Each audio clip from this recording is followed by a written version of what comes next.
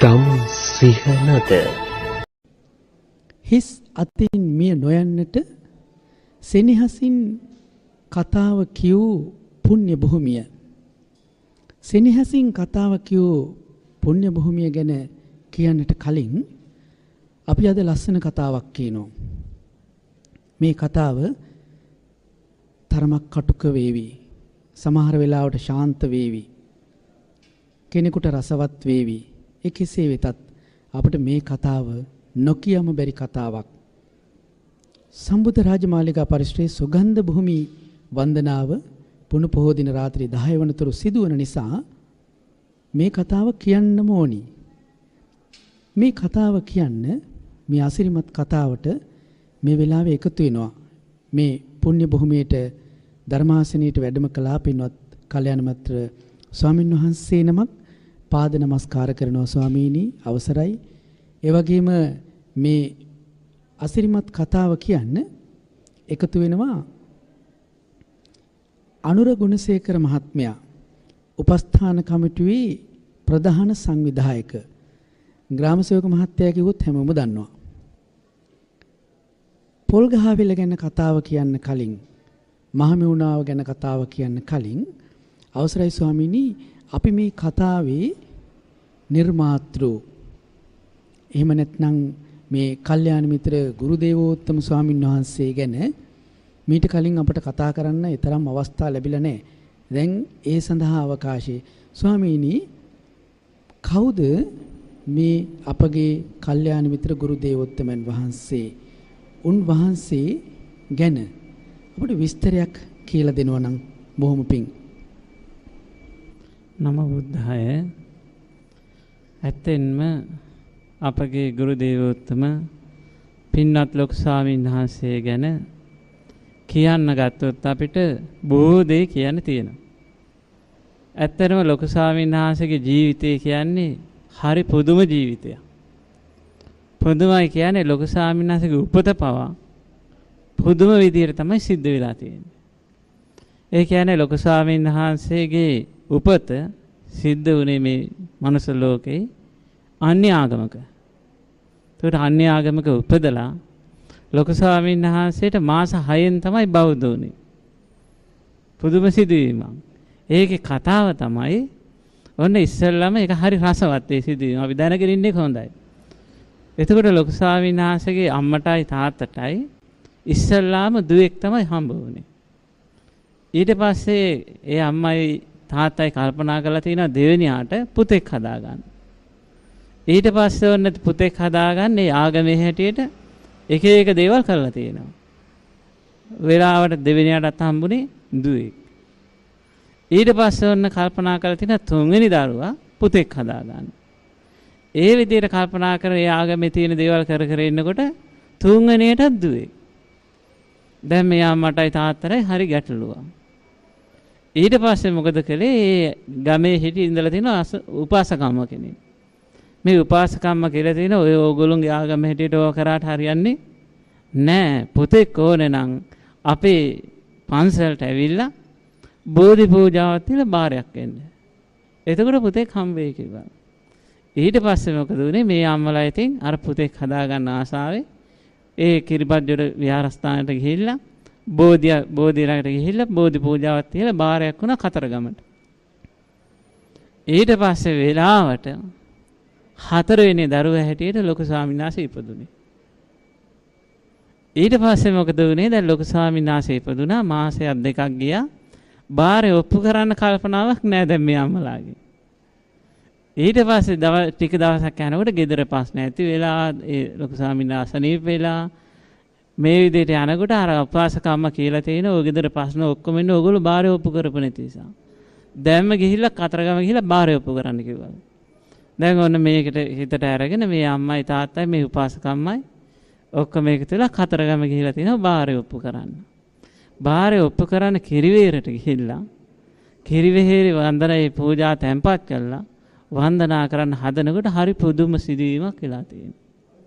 ඒ තමයි තාත්තගේ ඇඟට ඇවිල්ලා තියෙනවා නිකන් අමුතු දෙයක්. අපි අපේ වචනේ කියනවා දිෂ්ටියක් වගේ කියලා. ඇවිල්ලා කියලා තියෙනවා මේ පුතා ඉපදුනේ ඕගොල්ලෝට බෞද්ධ වෙන්න. ආද ඉඳලා ඕගොල්ලෝ බෞද්ධ වෙන්න ඕනේ. නැත්තම් ඉස්සරහට කරදර වෙයි කිව්වලු. කියලා එහෙමම ගිහිලා. නැති වෙලා ගිහිල්ලා. ඊට පස්සේ තමයි ඔය එතකොට ලොකු ස්වාමීන් වහන්සේ මාස 6යි. එදා ඒ අම්මයි තාත්තයි ලොකු ස්වාමීන් වහන්සේ ඔක්කොම බෞද්ධ වෙච්ච දවස්. ඉතින් මේ කතාව බොහෝ දෙනෙක් දන්නේ නැහැ. ඉතින් ඒක නිසා බොහෝ දෙනෙක් ලොකු ස්වාමීන් වහන්සේ එක එක ආගමේ කෙනෙක් ඉපදුනේ කියලා දොස් කියන. ඉතින් පව පුරව ගන්නවා. දැන් බලන්න ලොකු ස්වාමීන් වහන්සේ උඩ මාස 6න් බෞද්ධ වෙලා බෞද්ධ පරිසරයක ඉස්කෝලේ ගිහිල්ලා ඉවර වෙලා පිරිවෙන් තමයි ගිහිල්ලා. පිරිවෙන් අධ්‍යාපනය හදාරනකොට තමයි හිතලා තියෙන්නේ සූත්‍ර පිටකේ මජ්ක්‍ධිම නිකාය තමයි ඉස්සලම කියවලා තියෙන්නේ. ඉතින් ඒක කියවනකොට හරි රසවත් මේක. දැන් අනිත් ආගම් වල ඔක්කොම තියෙන ඉල්ලන්නනේ. ඉල්ලලා ගන්න ප්‍රාර්ථනාවෙන් කරන දේවල්. මේකේ තියෙන අවබෝධ කළ යුතු දෙයක්. අන්න ඒක තේරුණාට පස්සේ ලොකු ස්වාමීන් වහන්සේ කල්පනා කරලා තිනවා මේ ජීවිතේ හරියන්නේ නැහැ. ගෙදරින් අවසර ඉල්ලලා හරි ගිහිල්ලා නැහැ. අන්තිමට කොහොම හරි තාත්තා කැමති වෙලා තිනවා පැවිදි වෙන්න. අවුරුදු 17 පැවිදි වුණා. පැවිදි වෙලා තමයි කැම්පස් ගියේ. ස්වාමීන් වහන්සේ මේ පින ලොකු සන්හන්සේගේ පැවිදි ජීවිතයේත් බොහොම රසබර හරබර අවස්ථා තියෙනවා කියලා අපිට සමහර වෙලාවට ඇහිලා තියෙනවා. උන්වහන්සේගේ පැවිදි ජීවිතය ගැනත් අපි ටිකක් කතා කළොත්. එතෙම ලොකු ස්වාමීන් වහන්සේ පැවිදි ජීවිතය ගැන අපිට ගොඩාක් කියලා නැහැ විස්තර. බොහොම සීමිත ප්‍රමාණයක් කියලා තියෙනවා. ඒ සිදුවීම් පව හරි රසවත්. දැන් ලොකු ස්වාමීන් වහන්සේ විශ්වවිද්‍යාලෙ ගිහිල්ලා විශ්වවිද්‍යාලෙ අවුට් වෙන කලින් මේ පිරිවෙන් අධ්‍යාපනයේ විශ්වවිද්‍යාලෙ ඔක්කොම අයින් කරලා කල්පනා කරලා තියෙනවා මේ ධර්මයේ සම්දිට්ඨිකයි කියලා තියෙනවා. මේ ධර්මයේ මම තව ප්‍රගුණ කරන්න ඕනේ කියලා අදහස තමයි ඇතිලා තියෙන්නේ. ඉතින් අර පාලියෙන් තියෙන එක ගොඩක් තේරෙන්නේ නැහැ නේ සමහර වෙලාවට. ඉතින් එක එක ස්වාමීන් වහන්සේලා ළඟට නායක ස්වාමීන් වහන්සේලා ළඟට ගිහිල්ලා මේ විස්තර අහනවා ලොකු ස්වාමීන් වහන්සේ. තේරෙන්නේ නැති ඒවා.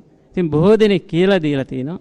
සමහරු මේ කාලේ තිබ්බ අදහස තමයි මේ ජීවිතේ ධර්මය අවබෝධ කරන්න බෑ.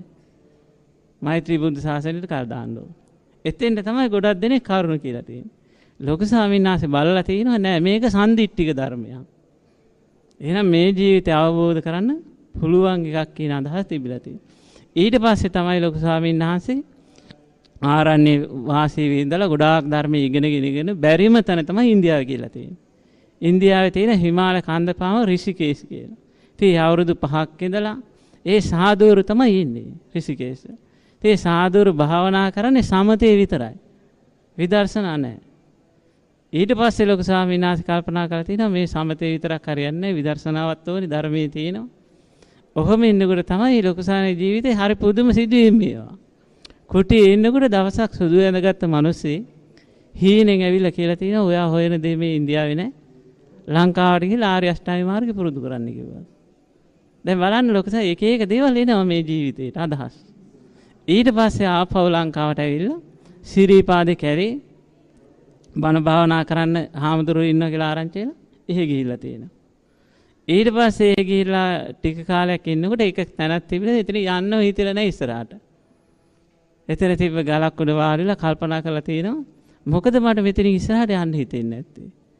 ඔන්න හිතේ සිතවිල්ලක් කියලා මට පිම්මදී ඇති. දැන් බලන්න ලොකු ස්වාමීන් වහන්සේට මේ අසපු පටන් ගන්න මහාවනා පටන් ගන්න පාර හැදෙන විදිය. ඊට පස්සේ කල්පනා කරලා තිනවා පින් කරගන්න මම මොකද්ද කරන්න ඕන. එතකොට ඔන්න එනවා ඊළඟ සිතවිල්ල ධර්ම දානිය තමයි අග්‍රම දානිය. එතකොට ආසපු හදන්න ගෝලු හදන්න මොකක්වත් නැහැ සංකල්ප. තියෙන්නේ පින් කරගන්න අදහස. ආන්ගේ අදහසින් තමයි පළවෙනි වැඩසටහන පටන් ගන්න තියෙන්නේ කොළඹ. එතනින් ආරම්භ වෙච්ච ගමන තමයි පොල්ගහවෙල පොල් අතු කොට තැනකින් ආරම්භ වුණේ. ස්වාමීන් වහන්සේ උන්වහන්සේගේ මේ පැවිදි ජීවිතය පිළිබඳව කතා කරනකොට ඇත්තටම අපි කුඩා වැඩි මේවා කතා කරන්න කියලා මට හිතෙනවා. අපිට මේ නොතේරෙන කමට මේ වෙලාවේ කතා කරනවා පින්වත් ලොකු සන්හන්සේ ගැන නොදන්න දේ වැඩි. උන්වහන්සේ පිළිබඳව කතා බහ කරන්නෙත් නැති නිසා අපිට දැනගන්න පුළුවන් කමකුත් නැහැ. පින්වත් ස්වාමීන් වහන්සේ මේ සේරුවිල මංගල මහා චෛත්‍ය රාජනන් වහන්සේ වැඩ ඉන්න පින්බිමට උන්වහන්සේගේ විශේෂ ඇල්මක් තියෙනවා. ඒකට හේතුව තමයි ලොකු ස්වාමීන් වහන්සේ පැවිදි වුණේ සේරුවිල දඹගස්සාරේ සුමේදංකර මහානායක ආමතුරු. ආන්ගේ මහානායක ස්වාමීන් වහන්සේගේ උපාධ්‍යායත්වය යටතේ. එතකොට එතන පැවිදි වෙලා ලොකු ස්වාමීන් වහන්සේගේ අධ්‍යාපන කටයුතු වලට සම්පූර්ණ උදව් කරලා තියෙන්නේ දැන් සේරුවිල විහාරයේ විහාරාධිපති සේරුවිල සරණකිත්ති නායක ස්වාමීන් වහන්සේ. ඉතින් ඒ නිසා ලොකු ස්වාමීන් වහන්සේ ඉන්න කාලය තුල ඒ පුස්තකාලේ විශාල පුස්තකාලයක් අපි අද ගියත් දකින්න තියෙනවා. ඒ නායක හාමුදුරුවෝ දවසක් අපි ගියාට පස්සේ කිව්වා මේ පුස්තකාලේ ලොකු ස්වාමීන් වහන්සේ නොකියපු පොතක් නැහැ කියලා. විශාල පුස්තකාලයක්. ඉතින් ලොකු ස්වාමීන් වහන්සේ ඒ කාලේ ඉඳලා කියවීමට පුදුම කැමැත්තක් තිබිලා තියෙනවා. ඉගෙන ගන්න පුදුම දක්ෂයිලු. ඉතින් ඒකෙන් තමයි මේ ලොකු ස්වාමීන් වහන්සේට මේ බාහිර බලපෑම් විශාල වශයෙන් එල්ලුනේ. ඒ සේරුවිලට හිතවත් උනේ සේරුවිල ලොකු ස්වාමීන්ගේ හදවත වගේ උනේ ආන්ගේ පැවිදි වෙන්න පැවිදි වෙච්ච තැනත් ඒ පැවිද්දට උපකාර කරපු තැනත් එතන නිසා. ස්වාමීන් වහන්සේ එතකොට මේ කියවෙන්නේ උන්වහන්සේ නිතර මේ මූලික බුද්ධ දේශනා පරිශීලනය කළා කියන කතාව නේද? ඔව් ඒකට දැන් මම අර මුලින් කිව්වේ මජ්ක්‍ධිම නිකාය එක පොත කියුවා කියලා ඉස්සෙල්ලම. ඊට පස්සේ ඒක රසවත් වුණාට පස්සේ දෙවෙනි පොතත් කියවලා තියෙනවා. තුන්වෙනි පොතත් මජ්ක්‍ධිම නිකාය කියවලා තියෙනවා. ඊට පස්සේ තමයි මේ ත්‍රිපිටක ධර්මය හදාරන්න ලොකු කැමැත්තක් ඇති වෙලා ඒ ත්‍රිපිටක ධර්මයේ නිතරම ඉගෙන ගන්න උත්සාහ වෙලා තියෙනවා. එතකොට ඉඳලා තියෙනවා මේ ඔය නුවර මේ අමත ගවිසි කියලා නායක හඳුනනවා. ඒ ස්වාමීන් වහන්සේ තමයි ලොකු ස්වාමීන් වහන්සේ ගොඩක් උනන්දු කරලා තියෙන්නේ. ඔය සූත්‍ර දේශනා නිතර කියවන්න ඕකේ ධර්මයේ තියෙනවා. ඔයා හොයන දේ මේකෙන් හොයාගන්න පුළුවන් කියලා. මේ විශ්මිත චරිතය පිළිබඳව අපි මුලින්ම කිව්වා වගේ කතා කරන්න ඊටාම සීමිත රාමෝක අපි කොටු වෙනවා. අපි නොදන්න නිසා දන්න සීමාවේ අපි මේ කතා කරන්නේ. ස්වාමීනි මේ පින්වත් ලොකු ස්වාමීන් වහන්සේ බොහෝ දුෂ්කර කාලවකවානුවක් ශ්‍රී ලංකාවේ ත්‍රස්තවාදී කලබල තියෙන කාලවල ගත කරලත් උන්වහන්සේ ශ්‍රී සද්ධර්මයට තිබුණු ඇල්ම නැති කරගත්තේ නැහැ කියලා අපි සමහර වෙලාවට උන්වහන්සේ කරපු දේශනවල අහලා තිනවා. ඒතරම් උන්වහන්සේ ධර්මයට ප්‍රිය කළ ජීවිතේ පූජා කරපු උත්මයෙක් කියලයි මේ බොහෝ දෙනා කතා බහ වෙන්නේ. අපි පින්වත් ස්වාමීන් වහන්සේලා මේක මිහිට වැඩි දන්නේ නැති හොඳට. දැන් ලොකු ස්වාමීන් වහන්සේගේ ජීවිතේ අපි දන්න තරමින් මගේ දන්න තරම අවුරුදු 10යි. ඒකට මම ලොකු ස්වාමීන් වහන්සේ හතුරු කරලා තියෙන අවුරුදු 10ක් තුළ. ඒ 10 තුළ තියෙන අත්දැකීම් හැටියට බුද්ධ දේශනාවෙන් පිට යමක් කියනවා කියලා අපි අහලා දැකලා මොකක්වත් නැහැ. යම් අවවාදයක් දුන්නොත් ලොකු ස්වාමීන් වහන්සේ බුද්ධ දේශනාවකින් ගත්ත එක. සමහරට ඒ අවවාද අපිට ඉවලට තේරෙන්නේ නැහැ මොකද්ද කියලා. ටිකක් වෙලා ටික දවසක් ගිහිල්ලා බලනකොට අපි සූත්‍ර දේශනා හදාරනකොට තේරෙනවා මේ ලොකු ස්වාමීන් සූත්‍ර දේශනාවකින් මේ අවවාද දීලා තියෙන්නේ. ඒතර බුද්ධ දේශනාවම තමයි ලොකු ස්වාමීන් ඇසුරු කරගෙන හැම කටයුත්තකටම. දැන් උදාහරණයක් හැටියට ගත්තොත් අපි අසපු මාරු වෙන වැඩ පිළිලක් තියෙනවනේ අසපු සංචිතේ. මාස 6න් ආයට මාරු වෙනවා. එතකොට ඒ අසපු බලා ගන්න ස්වාමීන් වහන්සේ සංඝෝපත අවුරුද්දෙන් අවුරුද්ද මාරු වෙනවා. ඉතින් ওই වැඩ පිළිවෙල ලොකු ස්වාමීන් වහන්සේ දවසක් අපිට කිව්වා. දැන් අපි වැළුවා මොකද මේ මාරු කරන්නේ? මාස 6න් ආයට. දැන් අපි සාමාන්‍ය එකතැනනේ විහාරස්ථානික පැවිදි වුණොත් එතනමනේ ජීවිත කාලෙම. මේ මොකද මාරු කරන්නේ? ඔන්න ඊළඟ දවසේ ලොකු ස්වාමීන් වහන්සේ අංගුත්තර නිකායේ තියෙන සූත්‍ර දේශනාව. එකතැන බොහෝ කාලයක් හිටියොත් ආදීනව 5යි. එකතැන බොහෝ කාලයක් නොසිටියොත් ආනිසංස 5යි. මෙන්න සූත්‍ර දේශනාව අපිට පෙන්වලා දුන්නා.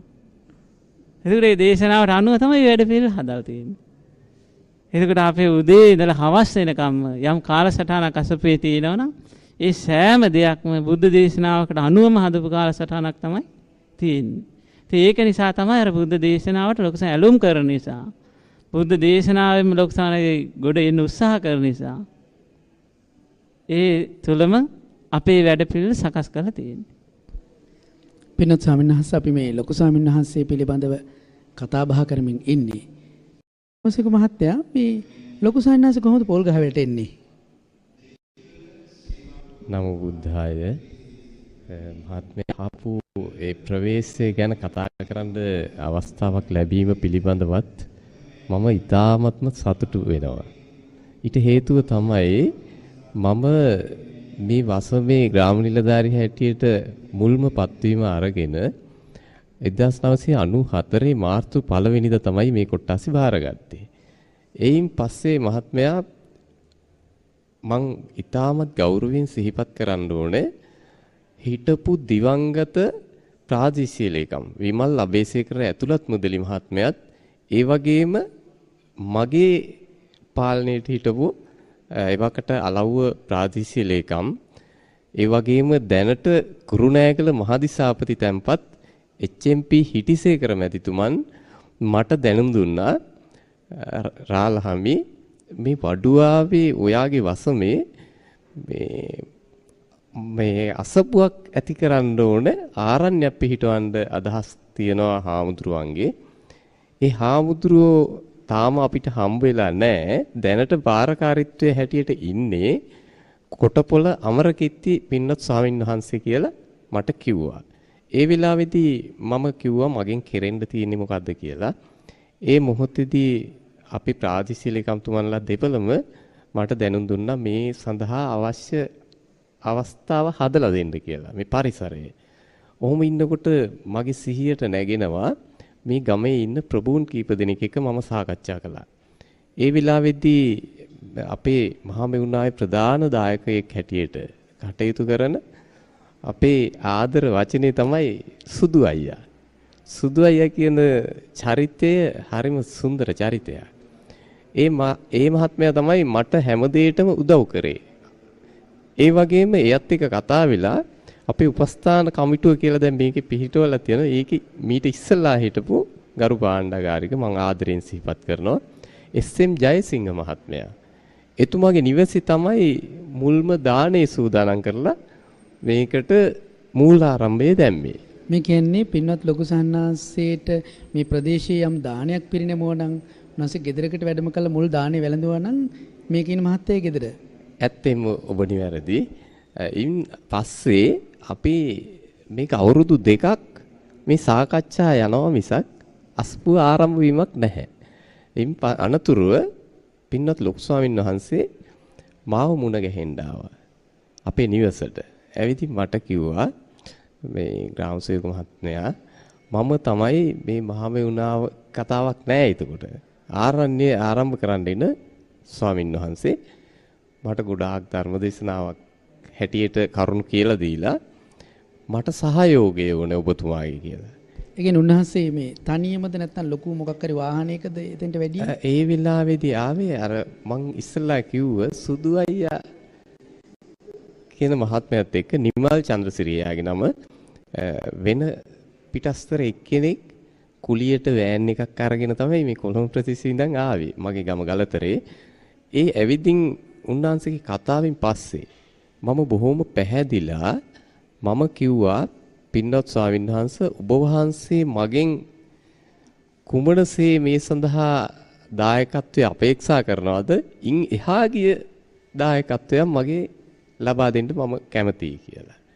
ඒ අනුව තමයි 1999 අගෝස්තු 14 වෙනිදා මට හොඳට මතකයි එදා අපි පින්වත් ස්වාමින් වහන්සේ කිරිපත්ගොඩ ඥානානන්ද ලොකු ස්වාමින් වහන්සේ මට කිව්වා අනුර මහත්මයා මට දැන් උපකාර කරන්න මේ පුංචි කුටි 3ක් මට හදලා දෙන්න පුංචි ශාලාවක් ඔයා මේ කොට්ටාසෙම පොල්ලතු ටිකක් හොයාගෙන මට මේ උපකාර කරන්න හැබැයි මම පුළුවන් හැටියට මේ ටිකට සල්ලිත් දෙනවා කියලා. ඒ අනුව මම ප්‍රදේශයේ උදවිය එකතු කරගෙන පුංචි අඩි 12 8 වගේ පුංචි කුටි 3ක් හැදුවා. උණ කොට හිටෙව්වේ කණුවලට. ඊගාවට පොල්ලතු බැන්දා. ඒ විලාවේ පින්නත් ලොකු ස්වාමීන් වහන්සේගේ ඕනකම තිබුණා මේකේ ලෑලි ගහගන්න ආවරණය වෙන්න.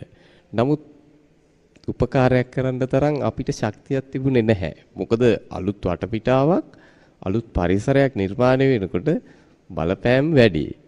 මමත් අලුතෙන් අවුරුදු 2-3ක් ගිහින් තරුණ නිලධාරියෙක් හැටියට මේ පවතින සංස්කෘතියත් එක්ක හරි අමාරු වැඩක්. නමුත් අපි මේ මොහොතේදී පොල්ලතු වහලා කළු ඉටරේදී වට කරලා හදපු ඒ කුටි 3 පින්වත් ලොකු ස්වාමීන් වහන්සේට පූජා කළා. නමුත් හරි රසවත් මේකත්. පින්වත් ලොකු ස්වාමීන් වහන්සේ සමග වැඩියා මං ඉතාමත් ගරු කරන ස්වාමීන් වහන්සේලා දෙනමක් හිටියා තව. ඒ එක ස්වාමීන් වහන්සේ නමක් විමල ඥාන ස්වාමීන් වහන්සේ. අනිත් ස්වාමීන් වහන්සේ තමයි ලොකු ස්වාමීන් වහන්සේගේ හෙවණැල්ල වගේ ඒ විලාවේ සියලු දේටම ආරක්ෂාවට තනියට ඒ සියල්ලටම හිටියේ පින්වත් සියඹලංගමේ මහින්ද ස්වාමීන් වහන්සේ. උන්වහන්සේලා දෙනමත් එක්ක වැඩම කරලා මේ ස්වාමීන් වහන්සේලාට වැඩ හිටින්න ඇඳක් නැහැ. ඇඳක් නැහැ. පුටුවක් නැහැ. මම මේ ප්‍රදේශවාසීන් එක්ක එකතු වෙලා ක්ෂණිකව බූරු ඇඳන් තුනක් හදලා දුන්නා. ඒ බූරු ඇඳන් තුනේ තමයි සැතපුනේ. උන්වහන්සේලා පුදුම දුෂ්කර විදියට තමයි මේ අසපුව ආරම්භුවේ. එහෙම ඉඳලා ඔබතුමා මේ අසපු ආරම්භය ගැන මගෙන් අහන්නේ. පින්වත් ලොකු ස්වාමීන් වහන්සේ අපිට හැමදාම ඒ වෙලාවේදී ධර්ම දේශනා කරනවා. කාටද අපි 5-6 දෙනයි ඉන්නේ. මම උදේ වැඩට එනවා. ඇවිදින් රාජකාරී කරලා විවේක කාලේ තියෙනවා 12ට කෑම ගන්න එනකොට මම අර සුදු අයියත් ජයසිංහ මහත්මයාත් එක්ක ඇවිදින් ස්වාමීන් වහන්සේගේ දුක සැප බලලා ඒ දානමාන කරලා ඉවරයි. එතකොට ඉතින් ධර්ම දේශනාවලට සවන් දීලා ඒ විස්තර අහගෙන බොහොම සතුටින් අපි මේ කටයුතු කරගෙන යද්දී අපේ පින්වත් ලොකු ස්වාමීන් වහන්සේ මට කිව්වා අනුර මහත්මයා අපි සීල භාවනා වැඩසටහනක් ආරම්භ කරමුද කියලා. මම බොහොම හොඳ වැඩක් හැටියට සාදු සාදු කියලා අනුමෝදන් වෙලා පින්වත් ලොකු ස්වාමීන් වහන්සේගෙන් ඇහුවා ස්වාමීන් වහන්සේ දැන් කොහොමද මේක කෙරෙන්නේ? ඊපස්සේ කිව්වා අනුර මහත්මයා කට්ටිය දැනුවත් කරන්න ඔබතුමාට පුළුවන්නේ ගමේ අය අපි ධර්ම දේශනා කරමු කියලා. ඒ අනුව අපි කට්ටිය දැනුවත් කරලා මුලින්ම ආරම්භ කරපු වැඩසටහනට හරි සතුටුයි. අපි හාල් සේරු 4ක බත් එව්වා. ওই එහා පැත්තේ කුටි 3 හදපු තැනම එහා පැත්තෙන් පුංචියට ලිපක් හදලා එයාට දාහනේ දෙන්නත් ඕනේ කිව්වා පින්වත් ලොකු ස්වාමීන් වහන්සේ. එතකොට මේ ඉඩම තිබුණේ කොහොමද ඒ දවස්වල මේ දෙන් පොල් ගහවෙල තියෙන ඉඩම?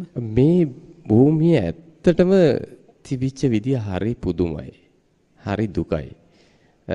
ඒ විලාවේදී කටු කැලෑවක් තිබිච්ච ඒ වගේම මේකේ අපචාර සිද්ධ වෙච්ච භූමියක්. රබර් ගලවලා මේ උඩහා කන්දේ මමත් ප්‍රාදේශීය ලේකම්තුමන්ලා දෙවිදිනාගේ අනුග්‍රහයෙන් එතුමත් එක්කමයි ආවේ. මොකද මම ග්‍රාම නිලධාරි වුණත් තනියම මේ කැලේට ආවේ නැහැ. ඒ වෙලාවේදී එනකොටත් මේකේ තිබුණේ මත්පැන් ජාවාරම් කරුවන්ගේ භූමියක් හැටියට.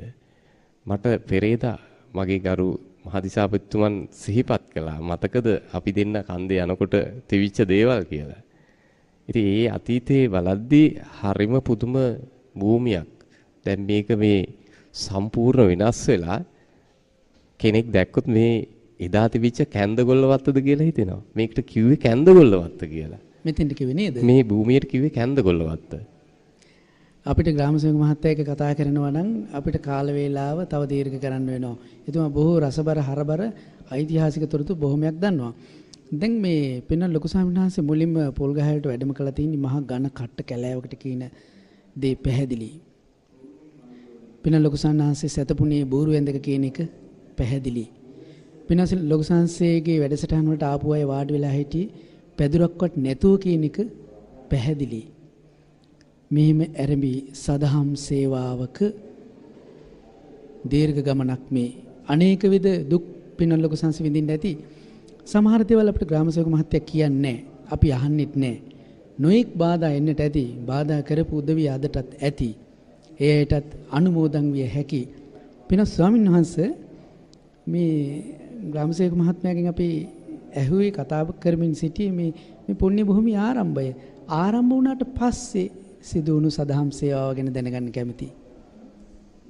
නම බුද්ධාය.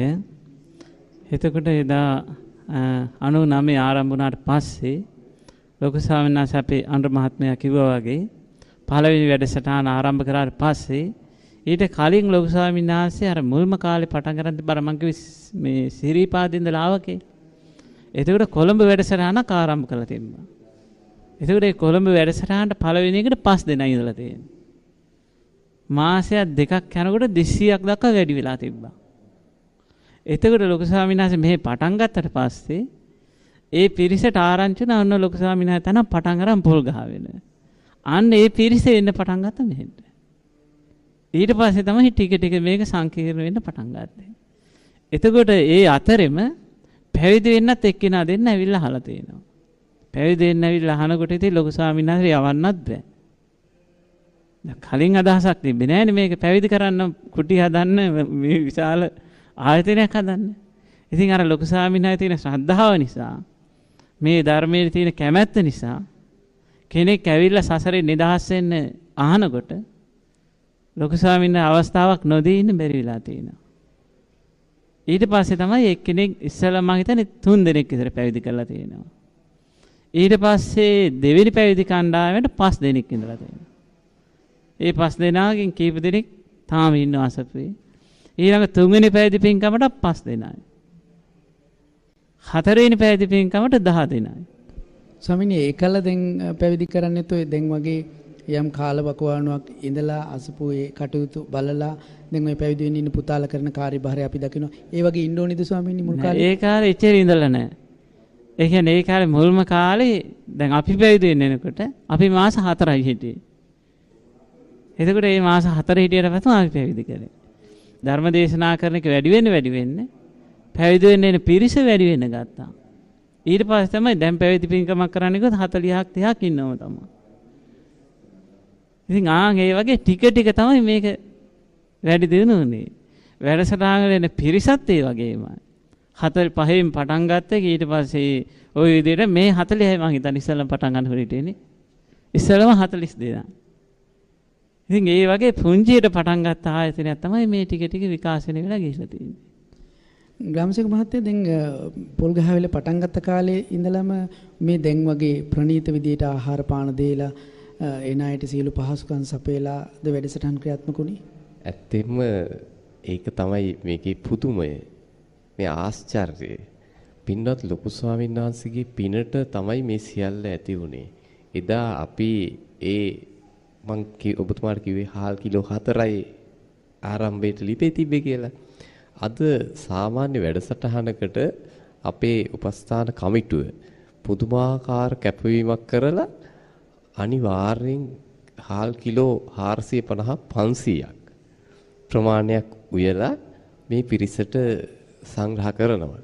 අදටත් එදා ඒ ආරම්භ කරපු හාල් කිලෝ 4 දීලා ගිලම්පස දීලා ඒ සියලු පහසුකම් සියලුම අංග සම්පූර්ණව ඒ කටයුතු කරා. පින්වත් ලොකු ස්වාමීන් වහන්සේ මට සිහියට නැගෙන්නේ වෙන මුකුත් නෙමෙයි. හැමදාම සිහියේ තබාගෙන අපිට අවවාද කරේ මේ එන පිරිසගේ කිසි විටකත් හිත තැලෙන්න හිත රිදවන්න එපා. අවශ්‍ය සියලුම පහසුකම් දෙන්න ඕනේ කියලා. පින්වත් ලොකු ස්වාමීන් වහන්සේලාටත් නැති තත්ත්වේ වැසිකිලි කැසිකිලියක් හැදුවා මේ පුණ්‍ය භූමියේ උපාසක පිරිසට.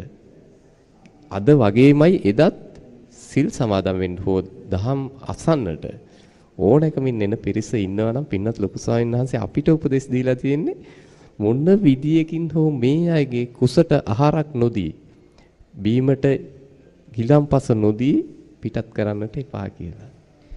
ඒ පින්නල් ලොකු සංසික සදහම් සේවාව තුළ මේ එන අයට පහසුකම් සැපීම මේක මේ කතා කරලා ඉවර කරන්න පුළුවන් මාතෘකාවක් නෙවෙයි. මේ පොඩි තිතක් විතරයි. දැන් ඔය අපේ ග්‍රාමසේවක මහත්මයා කිව්වේ පොල්ගහවෙල පමණක් තත්ත්වේ. අපිට එතනින් එහාට යන්න තව ලොකු ගමනක් තියෙනවා. පොල්ගහවෙල විතරක් මාසෙකට හාල් කිලෝ 450ක් විතර වේ එක වැඩසටහනකට ඉදෙනවා කියන එක පින්න සයන්හස මේ අසුබ සංචිතේ ගැන කතා කරන වෙලාව දැන් පොල්ගහවෙල මධ්‍යස්ථානයේ උනේ කොහොමද අසුබ ව්‍යාප්ත උනේ කොහොමද කියන එක අපි දැන් කතා කරන්නේ. එතකොට ලොකු ස්වාමීන් වහන්සේගේ මූලික අරමුණ කරුණු 5කට මට කැටි කරන්න පුළුවන්. ලොකු ස්වාමීන් වහන්සේ මේ සමාජයට දීපු ඒවා. එතකොට දැන් බොහෝ දෙනෙක් වර්තමානයේ එක එක විවේචනය කරනවා. මේව කරන්නේ අරව කරන්නේ මේව කරන්නේ කියලා. ඒ වුණාට ලොකු ස්වාමීන් වහන්සේ මහා මේවරෙන් දීපු ආර්ථයේ හරියටම ගත්තොත් විවේචනය කරන්න කිසි දෙයක් නැහැ. දැන් මම කියන්නම් ඒ කරුණු 5 කෙටි කරලා. ඔන්න ලොකු ස්වාමීන් වහන්සේ ඉස්සල්ලාම කරපු පළවෙනි එක තමයි ශ්‍රද්ධාව නැති මිනිස්සුන්ට ශ්‍රද්ධාව ඇති කරගන්න විදිහ කියලා දුන්නා. දැන් ඒක කිව්වොත් අපි බුදු ගුණ කවුරක්වත් දන්නේ නැහැ. ගොඩ දෙනෙක් බුදු ගුණ දන්නේ නැහැ තේරුම. අඩුම ගානේ මම පවා පැවිදි වෙනකොට බුදු ගුණ නම් තේරුම දන්නේ නැහැ. එතකොට මම BC කරා BC වලට B එකකුත් තියෙනවා මට. හරිම කනගාටුයි. එතකොට මේ බුදු ගුණ දන්නේ නැති මිනිස්සුන්ට ලොකු ස්වාමීන් වහන්සේ බුදු ගුණ 9 සිංහලෙන් කියලා දුන්නා. සංඝ ගුණ 9 සිංහලෙන් කියලා දුන්නා. ධර්මයේ ගුණ 6 සිංහලෙන් කියලා දුන්නා. ඒක සාමාන්‍යයෙන් බුදු අම්මා තාත්තා කෙරෙහි උනත් දරුවෙක්ගේ හිත පහදින්නේ ගෞරවය ඇති වෙන්නේ අම්මා තාත්තගේ ගුණ දන්න කෙනාටත් ඒ ගුණ සිහි කරන කෙනාට. ඒ වගේ තමයි බුදුරජාණන් වහන්සේගේ බුදු ගුණ දන්නවනම් බුදු ගුණ සිහි කරන කෙනාට තමයි බුදුරජාණන් වහන්සේගේ ගෞරවය ඇති වෙන්නේ. ආන් ඒ බුදුරජාණන් වහන්සේ කෙරෙහි ගෞරවය ඇති වෙන විදිහට ගොඩාක් දේවල් ලොකු ස්වාමීන් වහන්සේ මේ වෙනකොට කරලා තියෙනවා. ඔන්න එක. දෙක තමයි සිල්පද ටික ආරක්ෂා කරන විදිහ කියලා දුන්නා. සීලේ ආනිසංස කියලා දුන්නා. දුස්සීලුනොත් වෙන ආදීනව කියලා දුන්නා. ඔන්න දෙවෙනි එක. දැන් බලන්න සීල් රකින්න කියලා දුන්නා කියන්නේ දැන් මෙහි මාසික වැඩසටහන් දෙකක් තියෙනවා. ඒතර හැම මාසෙම පළවෙනි ඉරිදා තියෙන සීල භාවනා වැඩසටහන. උදේ 8 ඉඳලා හවස 4 වෙනකම්. පැයක් වාඩි වෙලා භාවනා කරන්න බැරි උපාසකම්මලා පැය උදේ 8 ඉඳලා 4 වෙනකම් මේ වාඩි වෙලා බණ අහනවා. ඒ පරිවර්තනය මදිද? උදේ පොය දාසට උදේ 6 ඉඳලා රෑ 10 වෙනකම් දවසම බණ අහන උපාසකම්මලා පැයක් බණ අහන්න බැරුව හිටියා. එතකොට අන්න සීල් රකින්න උනන්දු කරා. සීලේ ආනිසංස කියලා දුන්නා. තුන්වෙනි එක තමයි දහම් දැනුම ඇති කරගන්න විදිය කියලා දුන්නා. සූත්‍ර දේශනා එකින් එක තේරෙන භාෂාවෙන් කියලා දුන්නා. කොච්චරද කියන්නේ අපි දවසක් ගියා අපේ ස්වාමීන් වහන්සේ කෙනෙක්ගේ ආච්චි කෙනෙක් බලන්න. පිරිත් ටිකක් කියන්නේ. මේ ආච්චිට අවුරුදු 93යි වයස. ඇඳේ නිදාගෙන ඉන්නේ නැගිටින්නවත් බෑ. අපි යනකොට ලොකු ස්වාමීන් වහන්සේ පරිවර්තනය කරපු දීඝනිකාය එක පොත මේ ආච්චි ඇඳේ උඩුමැලි අතගෙන පොත කිය ඉන්නවා. ඊට පස්සේ ඔන්න අපි දහම් කරුණු කියන්න ගත්තා. කියනකොට අපි කියන කරුණේ තියෙන සූත්‍රය ආච්චි කියනවා. දැන් බලන්න මේ ආච්චිට අවුරුදු 3ක් වගේ ඇතුළත ලොකු දැනුමක් සූත්‍ර දැනුමක් ඇති කරගන්න පරිසරය හදලා දුන්නා. දැන් පොඩි කෙනෙක්ගෙන් ඇහුවත් අපි වැඩසටහන් වලට එන සූත්‍ර 2 3 5 6 කියයි එක දිගටම. එතකොට ඔන්න දහම් දැනුම ඇති කරගන්න පරිසරය හදලා දුන්නා. තුන්වෙනි එක තමයි අපි අනුර මහත්තයාගේ දන් දෙන්න පුරුදු කරා මිනිස්සුන්ට. දැන් බලන්න දන් දෙන්න පුරුදු කරා එක කොච්චරද කියන්නේ සම්බුද්ධ රාජමාලිග අවුරුදු 1කමාරකින් වැඩ ඉවරයි. ලේසි ප්‍රතිහාරියක්ද? කුණ්ඩසාලේ අඩි 107ක් උස චෛත්‍යය මාස 10න් ඉවරයි. දන් දෙන්න පුරුදු කළා නැද්ද එතකොට? දන් දෙන්න පුරුදු කළා හොඳට. පස්වෙනි එක තමයි ජීවිතයේ ඇත්ත කියලා දුන්න තේරුම් ගන්න විදිය. මේ ජීවිතය අනිත්‍යයි, අස්ථිරයි, වෙනස් වෙන ස්වභාවයෙන් යුක්තයි. ආන්ගේ පණිවිඩ පහ මහමෙවුනාවෙක් ලබා දුන්නා. ඕක කවුරුත් කතා කරන්නේ නැහැ. බෝධි පූජාවට කරන්නේ නැහැ, පාංශු කුටි යන්නේ නැහැ. ඕවා තමයි කියන්නේ. මස් මාළු කනවා. දැන් බලන්න මෙච්චර දෙයක් ලෝකෙට ලබා දීපු ආයතනේ ලෝක ස්වාමීන් කොච්චර දෙයක් ඉදිරි කරලා තියෙනවද සමාජයට? ආන්ගේ දේ අපි නිතර කතා කරන්න ඕනේ. එතකොට ලොකු ස්වාමීන් වහන්සේ මේ සමාජයට ඒ විතරක් නෙවෙයි ධර්මයේ විතරක් නෙවෙයි කියලා දීලා තියෙන්නේ. සමාජ සත්කාර මේ ස්පිරිතාලවල හදලා දුන්නා. ඊට පස්සේ රෝදපුටු පූජා කරන වැඩ. විශාල ලේ දන් දීමේ පින්කම්. සමාජ සත්කාර විශාල ප්‍රමාණයක් කරලා තියෙනවා. ස්වාමීනි මේ ලොකු ස්වාමීන් වහන්සේගේ සදහම් සේවාව තුළ විශේෂයෙන් වැඩිපුර කතා බහ කරන කාරණයක් තමයි ත්‍රිපිටක පරිවර්තනය. මම ලොකු සංසය බොහෝ ගැටලු වලටත් සමාජීය වශයෙන් මුහුණ දීපු අවස්ථාවක්. සමහර මේ පාලි ගැටලුව පාලි හරියට පරිවර්තනය වෙලා නැහැ වගේ චෝදනා ලොකු සංසයට ආවා. ඉතින් මෙන්න මේ පිළිබඳව අපි විශේෂයෙන් යමක් කතා කළොත් මේ පරිවර්තනය වුණු ත්‍රිපිටකය උන්වහන්සේ හැබෑවටම පරිවර්තනය කරේ නැහැ කියන කතාවට අපි මොනවද කියන්නේ ස්වාමීනි? ඒක අපි මෙහෙම කෙතුවොත් හරි. ලොකු ස්වාමීන් වහන්සේ වැරදියට පරිවර්තනය කළා නම් ඒ දේ පුරුදු කරනකොට ඒ වැරදි දේ අපි කියමුකෝ මොකක් හරි වැරදියට පරිවර්තනය කරා කියලා. ඒ වැරදි දේ පුරුදු කරනකොට අහලා ඒ පුරුදු කරන කෙනාට වරදින්න ඕනි. නේද? එහෙනම් වැරදි දේ හරි දේ පරිවර්තනය කරා නම් හරි දේ පුරුදු කරන කෙනාට හරියන්න ඕනේ. ඉතින් මේ සමාජ සීල් රකින්න එක හරි ගිහිල්ලා නැද්ද මිනිස්සුන්ට? අසව මුල් කරගෙන. අපි කියමුකෝ තව ටිකක් මේක සරල කරමුකෝ. ඔන්න රාගයේ අයහපත් දෙයක් කියලා කියනවා. දේශයේ අයහපත් දෙයක් කියලා අපි කියනවා. මොහය හට ගැනීම අයහපත් දෙයක් කියලා කියනවා. ඒක ඕක වැරදියට පරිවර්තනය කරා නම් රාගයේ තියෙන එක යහපත් කියලා පරිවර්තනය වෙන්න ඕනේ. ද්වේෂයේ තියෙන එක යහපත් කියලා පරිවර්තනය වෙන්න ඕනේ. මෝහයේ තියෙන එක යහපත් කියලා පරිවර්තන. ලෝක ස්වාමීන් වහන්සේ එක දේශනාවක්වත් පරිවර්තනය කරපු එහෙම එකක් නැහැ. තියෙන්නේම රාගය අයහපත පිණිස පවතිනවා. ද්වේෂය අයහපත පිණිස පවතිනවා.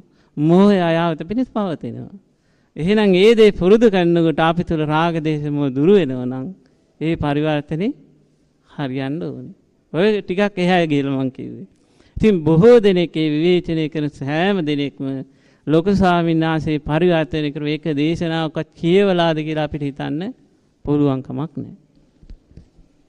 ලොකු ස්වාමීන් වහන්සේ කළ සදහම් සේවා පරිවර්තනයේ බුද්ධ වචනයේට කිසිදු හානියක් නොවන ආකාරයට මූලික බුද්ධ දේශනාවල හරය ඉස්මතු වන හැටියට පරිවර්තනය කළා කියන එකට මම හිතන්නේ කදිම සාක්ෂියක් ස්වාමීනි. මේ පින්බිමට වැඩම කළ පොල්පිටි මොක්කලානි විහාරස්ථානයේ අපේ නායක ස්වාමීන් වහන්සේ දුන් සහතිකය උන්වහන්සේ පැහැදිලිව සඳහන් කළා.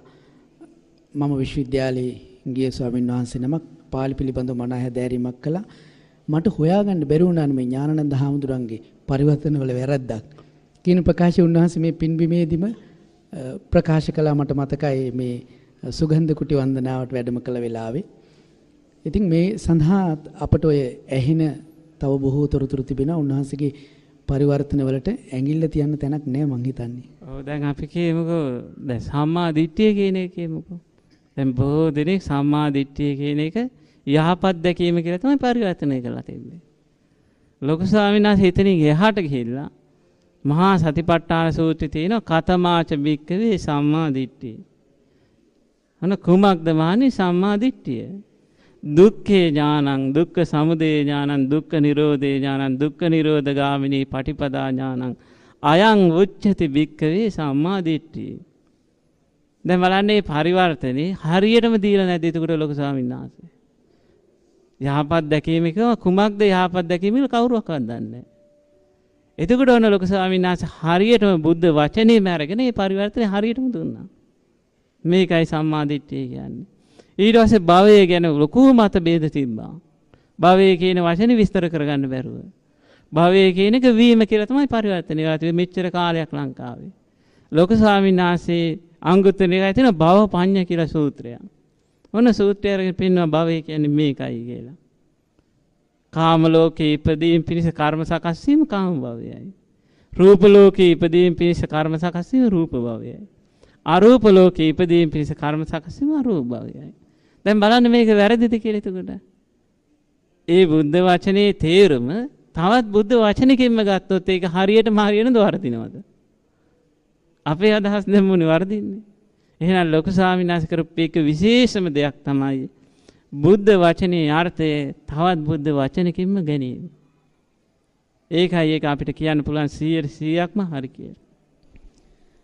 පින ලොකු සන්නාසයේගේ සදහම් පරිවර්තන පිළිබඳව කතා කරනකොට ග්‍රාමසේවක මහත්තයා අපි ග්‍රාමසේවක මහත්තයා කියලා කතා කරන්නේ මේ හුරුවට අනුර මහත්මයා. අනුර මහත්මයා දැන් ඔය මේ මහමෙවුනාව සදහම් සේවාව තුළ කැසට් පටි මිනිසුන්ට ලැබෙන්න පටන් ගත්තා. සංයුත තැටි ලැබෙන්න පටන් ගත්තා. පරිවර්තන ග්‍රන්ථ ලැබෙන්නට පටන් ගත්තා. මේවා මේ නිකන් අපි කතා කළාට මේක එකරැයින් වෙන කටයුත්තක් නෙවෙයි. දැන් ඒව කොහොමද මේ පොල්ගහවෙල මධ්‍යස්ථානයේ කරගෙන කරන්නේ? මේවා තෙහිට්ටු නැද්ද මේ වැඩ? ඇත්තටම ඔබතුමා ඊටමත් නිශ්චිත ඉලක්කයකට ගෙනාවා. මේ මහමෙවුනාව ආරම්භ වෙද්දී අපේ පින්වත් ලොකු ස්වාමීන් වහන්සේ අතින් ලියපු ග්‍රන්ථයක් මගේ අතටපත් කළා. අනුර මහත්මයා ටිකක් කියවන්න මේක කියලා. සිත සමග පිළිසඳරක් කියලා පුංචි පොතක්. ඒකේ තියෙනවා බොහොම ගරු ගාම්භීර විදියට මේ හිතත් එක්ක Taman විසින්ම තර්කානුකූලව හිතන්න දෙයක්. අපි මේ මොනවද කරන්නේ? මේකේ අවසන් ප්‍රතිඵලය මොකද්ද කියලා ඒකේ ආරම්භයේ කියවද්දී අපිට පැහැදිලි වුණා. ඉන් පස්සේ පින්නත් ලොකු ස්වාමීන් වහන්සේ මේ සියලු සේවාවන් කරද්දී අපේ පින්නත් මුදිත් ස්වාමීන් වහන්සේ කියපු දෙයට චුට්ටක් මම මතක් කරන්න ඕනේ. අපි පින්නත් ලොකු ස්වාමීන් වහන්සේ මේක ක්‍රමක්‍රමයෙන් පැවිදි ස්වාමීන් වහන්සේලා ඇති වෙද්දී මට දවසක් කතා කරලා කියනවා මේ අනුර මහත්මයා අපි මේකේ කුටි 8ක් හදලා අපි අපේ ගමන යන් කියලා එහෙම කිව්වා පින්නත් ස්වාමීන් වහන්සේ. කුටි 8කින් සෑහීමකටපත් වෙලා අපි ධර්මයේ දෙන ගමන් අපේ ගමන අපි යමු කියලා. ඒ කියන්නේ ඇත්තටම මුල් කාලේවත් නිකන්වත් කොතනක හරි ලොකු සංස සඳහන් කළා නැද්ද? මේ අනාගතයේ මෙන්න මේ තැන්වල තට්ටු තුනක බිල්ඩින් එකක් නැත්නම් ගොඩනැගිල්ලක් අපි හදනවා මිනිස්සුන්ට ඉන්න සම්බුද්ධ රාජමාලිගාව කියලා ලොකු ගොඩනැගිල්ලක් හදනවා. ස්වාමීන් වහන්සේලා මේ තරම් ප්‍රමාණයක් මගේ ජීවිතේ මං පැවිදි වුණට ඇතුළත් කරන්න ඕනි කියලා එහෙම කියලා නැද්ද? අනේ කිසිම දවසක කිව්වේ නැහැ. කිසිම දවසක කිව්වේ නැහැ. කුටි 8ක් හදලා අපි ස්වාමීන් වහන්සේලා 8 නමක් මේකට ඇති කරගෙන අපි මේ ගමන යන් මේ ධම් අහන්න එන පිරිසට අපි අවස්ථාව දෙමු කියලා ඉඳලා මේ කිසිම වැඩපිළිවෙලක් උන්වහන්සේගේ හිත තුල තිබුණේ නැහැ. ධර්මයේ දේශනා කරලා උන්වහන්සේට පින් රැස් කරගෙන අනිත් අයත් මේ දුක් විඳින සසරෙන් නිදහස් කරන්න තමයි උන්වහන්සේ හැම මොහොතෙදිම කල්පනා කරේ. ඒ අනුව මේ වැඩපිළිවෙල කරගෙන යද්දී පින්වත් ස්වාමීන් වහන්සේ වදාළ පරිදි ඒ කටයුත්තට මම හිතන්නේ දෙවියන්ගේ ආශිර්වාදය තුල මේක සිද්ධ වුණේ. ඒ අනුව පළමු කොටම අපේ පින්වත් ලොකු ස්වාමීන් වහන්සේ රචනා කරේ ඒ අමා නිවන් සුව බොහෝ දුර නොවේ කියන සතිපට්ඨාන සූත්‍රයට අදාළව චතුරාර්ය සත්‍ය කරා යන ගිහි පැවිදි දෙපක්ෂයටම වටිනා ග්‍රන්ථ රත්නයක්. ඒක මට මතක හැටියට දයාවංශ ජයකොටි සමාගමෙන් තමයි ඒ වෙලාවේ අනුග්‍රහයක් මහත්මයා ඔය මූලික බුද්ධ දේශනානි පරිවර්තනය කරන්නේ. මේ ලොකු සන්නාස ඉස්සර වෙලා කියවලා ලියනවද නැත්නම් උන්වහන්සේට සහායට වෙන පිරිසක් කණ්ඩායමක් සකස ගන්නවද? එක වතාවද ලොකු සංසමේව කියවන්නේ? ස්වාමීනි ඔබ වහන්සේ මේ ගැන දන්නේ නැති? ඒ ගැන මං කියන්නම්. ඔන්න ඉස්සෙල්ලාම ලොකු ස්වාමීන් වහන්සේ ඔය සතිපට්ඨාන සූත්‍රය පරිවර්තනය කළා ඔක්කොම ඉවර වෙලා ඊළඟ පටන් ගත්ත මජ්ක්‍ධිම නිකාය ඒක පරිවර්තනය කරන්න. ඒත් ඒ දවස්වල කම්පියුටර් නෑනේ. ඊට පස්සේ මජ්ක්‍ධිම නිකාය ඒක සම්පූර්ණ පරිවර්තන අතින්. එතකොට ඔන්න ඒක ස්වාමීන් වහන්සේමක් ලොකු ස්වාමීන් වහන්සේ පොත බලාගෙන පාලියක බලාගෙන සිංහලෙන් කියනවා. එතකොට ඒ ස්වාමීන් වහන්සේ ඒක වේගෙන් ලියනවා. කොච්චර ඒ ස්වාමීන් වහන්සේ වේගෙන් ලියලා අන්තිමට මේ ඇඟිල්ල මේ පැත්තක් ගෙවිලා තිබ්බා. පොත ලියලා. ඊට පස්සේ මොකද කරන්නේ? ඒ පොත අරගෙන තව ස්වාමීන් වහන්සේටම ලස්සන අකුරෙන් ලිව්වා. කියවන්න පුළුවන් අකුරෙන්. ඊට පස්සේ තමයි print එකට යන්නේ. ඒ වගේ තමයි ඔය ඉස්සල්ලාම පරිවර්තනය කරන්නේ. ඊට පස්සේ කම්පියුටර් ආවට පස්සේ දැන් එකපාරින් ඔක්කොම ඉවරයි. ලොකු ස්වාමීන් වහන්සේ පොත පරිවර්තනේ බලාගෙන පාලියක සිංහලට හරවනවා කියනවා. කම්පියුටරේ කටයුතු කරන ස්වාමීන් වහන්සේ වේගෙම ටයිප් කරනවා. පොත කියවලා ඉවර වෙනකොට පරිවර්තනේ පොත හදලා ඉවරයි. ස්වාමීන් වහන්සේ මෙතන මේ පරිගණක අක්ෂර සැකසීම පිළිබඳව කතා බහ කළ නිසා අහන්න හේතුණු කාරණයක්. අපි දැන් ওই සමහර වෙලාවට මහමෙවුනාවේ අත්දකින්නවා එක එක කටයුතු නොයෙකුත් කටයුතු විචිත්‍රවත් විදිහට කරන ස්වාමීන් වහන්සේලා. ඉතින් දැන් පැවිදි වුණාට පස්සේ මල් සැකසීම් කරන්න පුළුවන්ද? පැවිදි වුණාට පස්සේ මේ ශබ්ද වාහිනී වල වැඩ කරන්න පුළුවන්ද? ලයිට් හදන්න පුළුවන්ද කියලා සමහර ගිහි බවතුන් කල්පනා කරනවා. මහමෙවුනාවේ කියන්නේ මේ පින සයන්හන්සලගේ යම් හැකියාවක් තියෙනවා නම් ඒ සියල්ල ඉස්මතු කරගන්නත් ඒයින් සේවාවක් ගන්නත් අවකාශ ලැබුණා කියන එකද? ඒක තමයි. දැන් ඉංග්‍රීසි සාමාන්‍යයෙන් පුළුවන් ස්වාමීන් වහන්සේලාට හොඳට ඉංග්‍රීසි ඉගෙන ගන්න පරිසරය හැදලා තියෙනවා. පාලි ඉගෙන ගන්න කැමති කෙනාට පාලි ඉගෙන ගන්න පරිසරය තියෙනවා. හින්දි භාෂාව ඉගෙන ගන්නවා නම් හින්දි ඉගෙන ගන්නත් පොත් ඔක්කොම තියෙනවා. ඒකේ මේ භාෂා දැනුම දිනු කරගන්න අවශ්‍ය පාසුකම් ඔක්කොම තියෙනවා. ඊට පස්සේ ස්වාමීන් වහන්සේලා දැන් අපේ මූලික ඉලක්කය භාෂා දැනුම නෙවෙයිනේ. මූලික ඉලක්කය සූත්‍ර දේශනා අධ්‍යයනය කළ ඒක ජීවිතයට ගලපා ගැනීම. ඒ සඳහා ලස්සන වැඩපිළිවෙලක් හොඳ කාලසටහනක් අසපුවේ හදලා තියෙනවා. එතකොට උදේ 4:00 ඉඳලා රෑ 10:00 වෙනකන් ස්වාමීන් වහන්සේලාට පොදු වැඩපිළිවෙලක් හදලා තියෙනවා. එතකොට මේ පොදු වැඩපිළිවෙල උදේ ඉඳලා හවස වෙනකම්ම පොල් ගහලා විතරක් නෙවෙයි කාලසටහන ක්‍රියාත්මක වෙන්නේ. එතකොට අසපු ශාඛා 39ක් තියෙනවා ලංකාව පුරාම. ඒ 39 එකම කාලසටහනක් තමයි දවස පුරාම කරන්නේ. ඉතින් ඔය විදිහට ලොකු ස්වාමීන් වහන්සේ ලස්සන පොදු කාලසටහනක් හදලා තියෙනවා.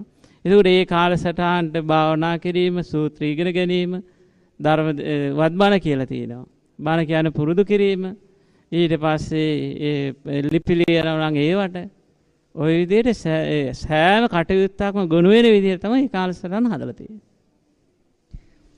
පින ලොකු සන්නාසයේගේ මේ සදහම් සේවාව තුළ විචිත්‍රවත් මල් පිපිලා තිනවා. ලස්සන මල් වත්තක් හැදලා තිනවා. ඒක පිළිබඳව තමයි අපි මේ කතා කරමින් සිටින්නේ. ස්වාමීනි දැන් මේ විචිත්‍රවත් කටයුතු කරන ස්වාමින් වහන්සේලා සහ ගෙහි පිරිස බොහොම නිදහසේ කටයුතු කරගෙන යනවා. අසපොටේ නෝන කෙනෙකුට පේන ඕනම අසපොකදී මේක ගුරුවරයෙක් හැටියට ඊර්ෂ්‍යාව මාත්‍රයක්වත් තිබුණා නම් කරන්න පුළුවන් වෙයිද කියන ගැටලුව ඇති වෙනව නේද ස්වාමීනි? ඒ කියන්නේ ලොකු ස්වාමීන් වහන්සේ සෑම දෙයකටම ආදේශනය කරනවා. දැන් අපි කියමු සම්බුද්ධ රාජමාලිගාව හදවවා කියලා. ඒ හදන කාලේ අවුරුදු 1මාරක් වගේ කාලේ ගියේ. ওই කාලේ පුරාවට ඒ කරන සෑම කටයුත්තක්ම පිටපස්සේ ලොකු ස්වාමීන් වහන්සේ ඉන්නවා. ඒ ඉන්නේ මොකද ලොකු ස්වාමීන් වහන්සේට හැම දෙයක් පිළිබඳව දැනීමක් අවබෝධයක් තියෙන නිසා. ලොකු ස්වාමීන් වහන්සේ ගත්තොත් සූත්‍ර පිටකය ගත්තොත් සාල වතාවක් කියවලා තියෙනවා. විනය පිටකය ගත්තොත් ඒ දැනීම. අභිධර්මයේ ගැන එක එක්කෙනා කියනවනේ. වැරදෙලාවල් ලොකු ස්වාමීන් වහන්සේගෙන් අභිධර්මයේ ගැන ප්‍රශ්නයක් ඇහුවොත් පොතත් එක්කම කියයි. අභිධර්මයේ පිළිබඳ විශාල දැනුමක් තියෙනවා. ඊට පස්සේ ඉතිහාසය ගත්තොත් ඉතිහාසය පිළිබඳ පුදුම දැනීමක් තියෙනවා. ඊට පස්සේ ඔය සාමාන්‍ය දේවල් තියෙන ඔය චිත්ත ඇඳිලි ඊට පස්සේ මූර්ති ශිල්පය ඔය සෑම දෙයකම එකතුවක් කියලා කියන්න පුළුවන් ලොකු ස්වාමීන් වහන්සේගේ ජීවිතේ. ලොකු ස්වාමීන් වහන්සේ පිළිබඳව අපිට කතා කරන්නේ තරම්ම තේරෙන්නේ නැහැ කියන එක අපි මුලින්ම කිව්වනේ මේ දන්න සීමාවේ තමයි අපි කතා කරන්නේ. පින්න ලොකු ස්වාමීන් සමහර වෙලාවට ස්වාමීන් හරි රසට ආහාර පාන හදලා තමුන්ගෙම ශිෂ්‍යයන්ට තමුන් ළඟ පැවිදි වෙන්න දරුවන්ට ලබා දීපු අවස්ථා අපි අහලා තියෙනවා. මේ උන්වහන්සේ නොදන්න ශාස්ත්‍රයක් තියෙනවද දන්නේ නේද දැනට ලෝකේ? එතකොට පින්න ලොකු සංසගේ මේ භාෂා හැකියාව ස්වාමීනි. ඔව් දැනට හින්දි භාෂාව හොඳටම පුළුවන්. පාලි භාෂාව පුළුවන්. ඉංග්‍රීසි භාෂාව පුළුවන්. සිංහල භාෂාව පුළුවන්. මම හිතන්නේ පින්න ලොකු සංනාසේ සිංහල භාෂාව ඉතාම හොඳින් උච්චාරණය කරන සුවිශේෂ සදහම් sannivedanayak සහිත මහා යුග පුරුෂයෙක් කියලා කිව්වොත් වඩා හොඳයි. මොකද ස්වාමීනි මේ මාධ්‍යහසුරෝණ අපි වුණත් සමහරවිට සිංහල භාෂාව ලොකු සන්නාසෙන් ඉගෙන ගන්න. ඒක තමයි. දැන් ලොකු ස්වාමීන් වහන්සේ දවසක් කීනුවට මතක් වුණේ.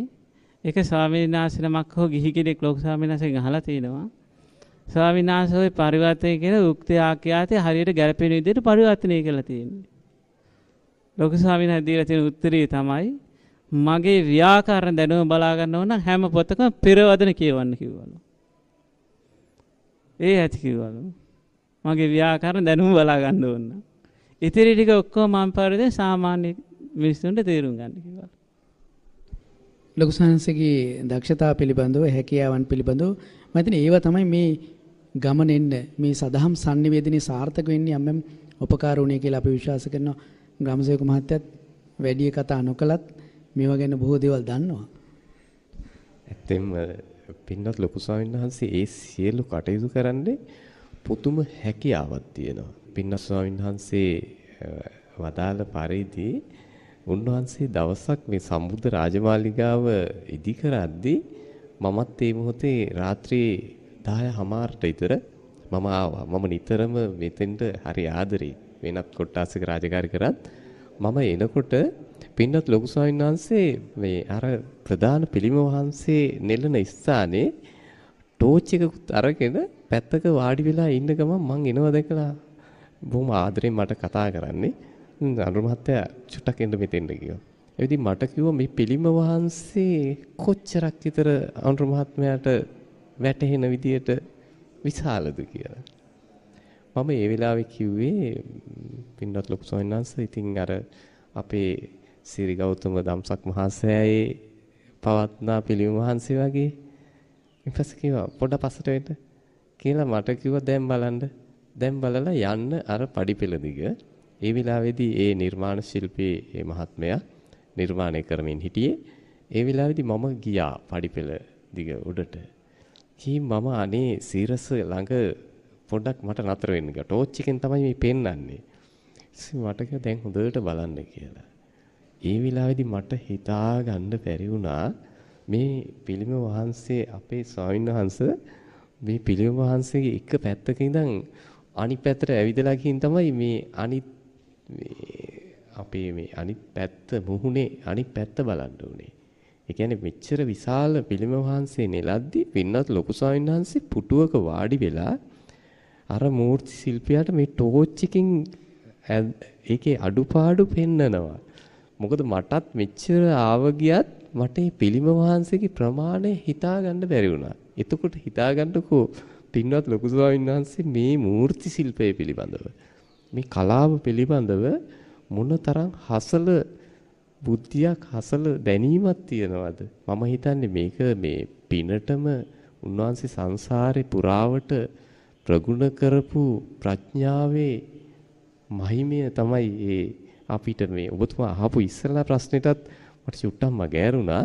මෙතන තට්ටු තුනක ගොඩ නැගිල්ලක් හැදෙනවද? අතන කියලා අපි සිරි ගෞතම ධම්සක් මහා සෑයක් කියලා හැදෙනවද? සම්බුද්ධ රාජමාලිගාව හැදෙනවද? එහෙම මොනවත් මේකේ සැලසුම් තිබුණෙත් නැහැ. මේක කටු කැලෑවක්. ඊන් පස්සේ මම ආදරෙන් මතක් කරනවා මේක අපේ කවුරුත් එකතු වෙලා පින්නත් ලොකු ස්වාමීන් වහන්සේ මේක වනාන්තරයක් කරන්න බොහොම උත්සාහ ගත්තා. ක්‍රමවත් වනාන්තරයක්. ගස් කපන්න මං හිතන්නේ මේ කුටියක් හදන්නවත් ගහක් ඉවත් කරනකොට පින්නත් ලොකු ස්වාමීන් වහන්සේ අනුමැතියක් දුන්නේ නැහැ. මේකේ ඔසු උයනම් බවට මේපත් කරලා දෙන්නේ. අපි හැම විටම පාසල් ළමුන් පවා උපයෝගී කරගෙන ඒ වෙලාවට අපි මේකේ හිටවලා තියෙන බොහෝ වටිනා ඖෂධ වර්ග. නමුත් මේකේ කොලයක්වත් කඩනවට පින්නත් ලොකු ස්වාමීන් වහන්සේ අනුමැතියක් දෙන්නේ නැහැ. ස්වාභාවික පරිසරයටමයි උන්වහන්සේ ආසා කරන්නේ. ඒකත් මම කෘතවේදීව සිහිපත් කළ යුතුයි. උන්වහන්සේ පරිසරයත් එක්කම ජීවත් වෙන ස්වාමීන් වහන්සේ නමක්. පින්නත් ස්වාමීන් වහන්සේ දැන් මේ වෙනුවට මහවෙනා අසුප සංචිතේ කොතරම් වගේ අසුප සංචිතේ ව්‍යාප්ත වෙලා ඉන්නවද? කොයිතරම් වගේ සදහැවතුන් පිරිසක් සද්ධර්ම ශ්‍රවණයෙන් ඵල ප්‍රයෝජන ලබා ගන්නවද වගේ සංඛ්‍යා ලේඛන තියෙනවද? ඔව්. මේ වෙනකොට අපේ අසපු ශාඛා ලංකාවේ තියෙනවා 39ක්. පිට රටවල අසපු ශාඛා 12ක් තියෙනවා. එතකොට ඒ අතර ඇමරිකාවේ තියෙන අසපු 4ක්. ඊට පස්සේ ඕස්ට්‍රේලියාවේ අසපු 2ක් තියෙනවා. ඊට පස්සේ ජර්මනි එකක් තියෙනවා, ඉතාලිය එකක් තියෙනවා. ඊට පස්සේ ඩුබායි වල එකක් තියෙනවා. ඊට පස්සේ එංගලන්තේ එකක් තියෙනවා. ඊට පස්සේ බුද්ධ ගයාවේ එකක් තියෙනවා. ඊට පස්සේ කැනඩාවේ එකක් තියෙනවා. ඔය විදිහට පිටරට අසපු ටික තියෙනවා. ඔය විදිහට අසපු ශාඛා ඔක්කොම 52ක් විතර. ඔක්කොම තියෙනවා. ඒ අතර ඒ අසපු ශාඛා සියල්ලගේම ස්වාමීන් වහන්සේලා මේකට 650කට ආසන්න ප්‍රමාණයක් ඉන්නවා. සන්නස් මේ සියලු අසපු ශාඛාවල තාමත් මේ මාසික වෙන මිනිසුන්ට සදහම් වැඩසටහන් බණ භාවනා පුරුදු කිරීම සිද්ධ වෙනවද? ඔව් සෑම අසපුවකම පොය වැඩසටහන් තියෙනවා. ඊට පස්සේ ඊට අමතරව මාසික සීල භාවනා වැඩසටහනක් තියෙනවා. ඒ අමතරව සමහර අසපුවල යෝන වැඩසටහන් තියෙනවා. දැන් මේ යෝන වැඩසටහනක් තියෙන හැම මාසෙම තුන්වෙනි සතියේ ඉරිදා. ඊට පස්සේ ළමා වැඩසටහන් තියෙනවා. ඒ විවිධ වයස් මට්ටම් වලට විවිධාකාරී වැඩසටහන් මාලාවක් සෑම අසපුවකම සෑම මාසයක් පුරාම සිද්ධ වෙනවා. ඊට අමතරව විහාරස්ථානවල විශාල වශයෙන් අපි ධර්මදේශනා මුල් කාලේ ඉඳලම වැඩසටහන් කරලා තියෙනවා. දැන් ස්වාමීන් වහන්සේ සමහර වෙලාවට අහන්න ලැබිච්ච කාරණයක් තමයි මහමෙවුනාවේ බණ භාවනා විතරයි පුරුදු කරන්නේ මේ මිනිසුන්ට පින් කරන්න අවස්ථාවක් දෙන්නේ නැහැ නේ කියලා. දැන් නමුත් මහමෙවුනාවේ චෛත්‍ය වන්දනාව, බෝධි වන්දනාව, රෝපණය කිරීම, ඉදිකිරීම හරි අපූර්වට සිදු වෙනවා අපිට පේනවා. ඒක තමයි. ඒක නිකන් අර සමාජය ඇතුළේ නිකන් මේ අභූත චෝදනා කියන්නේ. අන්න ඒ වගේ එකක්. ඒ කියන්නේ බෝධි වන්දනා සෑම අසපුවකම සෙනසුරාදට බෝධි වන්දනාව තියෙනවා. ඉරිදට චෛත්‍ය තියෙන සෑම අසපුවක චෛත්‍ය වන්දනාව තියෙනවා. ඉතින් ඒ කටයුතු මේ විදිහටම සිද්ධ වෙනවා. ඉතින් ඒක අර සමාජයේ යම් කිසි පිරිසක් විසින් මේ අපේ අසපු සංචිතේ ව්‍යාප්ත වෙනට ඊර්ෂ්‍යාවෙන් සමහරට ඒ මොනවාරි හේතු මත ඒ වගේ අදහස් පතුරවලා තියෙනවා මහමෙවුනාවේ ඒ වගේ දේවල් සිද්ධ වෙන්නේ නැහැ කියලා. ග්‍රාමසිංහ මහත්තයා ඇත්තටම ඒ චෝදනාව ඉන්න ඇත්තේ මේ පින්වත් මහත්මයා අපි මහමෙවුනාව ආරම්භ කරපු කාලේ අපට තිබුණේ නැහැ බෝධීන් වහන්සේ. අපට තිබුණේ නැහැ චෛත්‍ය රාජානන් වහන්සේ. මේ පෞරාණික රාජ විහාර රජමහා විහාරස්ථානවල මේ කෙරෙන කටයුත්තක් නෙවෙයි මේ අලුත්ම භූමියක හදලා පටන් ගන්න තැනක් නේද? ඇත්තටම මේ අලුතෙන්ම ආරම්භ කරලා මේක මේ දැනටත් වෙලා තියෙන්නේ අවුරුදු 13ක් ගෙවුණා විතරයි. පුංචි කාල පරාසයක් තුල පුංචි ළමෙක් ඉපදිලා අවුරුදු 13න් මේ විශ්වවිද්‍යාලයන්ට මේ තරම් ශක්තියක් නැහැ. අපි අසපුව අවුරුදු 13න් මෙච්චර මේ ආශ්චර්යයක් සිද්ධ වුණා. බෞද්ධයින්ට මම හිතන්නේ නැහැ මේ බෝධි වන්දනාවක් මෙතරම් සාර්ථකව මිනිස්සුන්ට පින් කරගන්න මිනිස්සුන්ට ආශිර්වාද ලබන්න මහමෙවුනාවේ සිදු කරන ඒ බෝධි වන්දනාවට සහභාගී වුණ කෙනෙක් මං හිතන්නේ නැහැ එහෙම කතාවක් කියයි කියලා. ඒ වගේමයි චෛත්‍ය වන්දනාව. මේ වන්දනාවට සහභාගී වෙන ඇත්තටම අපිට බෞද්ධයින් හැටියට මේ ඇට මිදුළු පවා මේ ආකර්ෂණය වෙලා තියෙනවා නම් බුදුදහම ගැන මේතරම් පින් කරගන්න පින් කෙතක් කියලා කිව්වොත් මං නිවැරදි කියලා මම විශ්වාස කරනවා මහමෙවුනාව.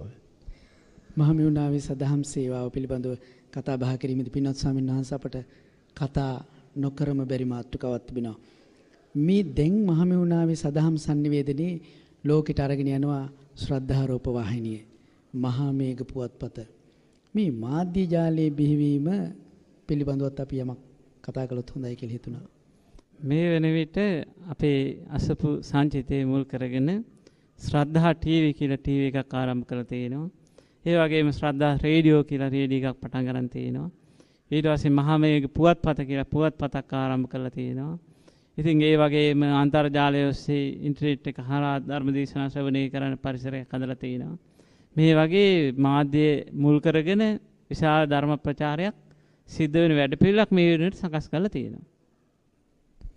ශ්‍රද්ධාරෝප වාහිනිය ඔබට සේවාව ලැබෙනවා නම් අනිත් අයටත් දැනුම් දෙන්න මේ මහමෙවුනාවේ සදහම් පණිවිඩය ඔබට දැනගන්න තිබෙන පිරිසිදුම මාධ්‍ය ජාලය ශ්‍රද්ධාරෝප වාහිනිය, ශ්‍රද්ධා ගුවන්විදුලිය, මහා මේඝ පුවත්පත. මහමෙවුනාව පිළිබඳව නම් කතා කළා මදි. අපිට කතා කරන්න වෙලාව නැහැ. කාල වේලාව හරස් වෙනවා. අනේ වාසනාවටවත් අපිට වෙන දවසක තවත් ගුවන් කාලයක් ලැබුණොත් අපි මේ පිළිබඳව කතා බහ කරන්නට බලාපොරොත්තු වෙනවා.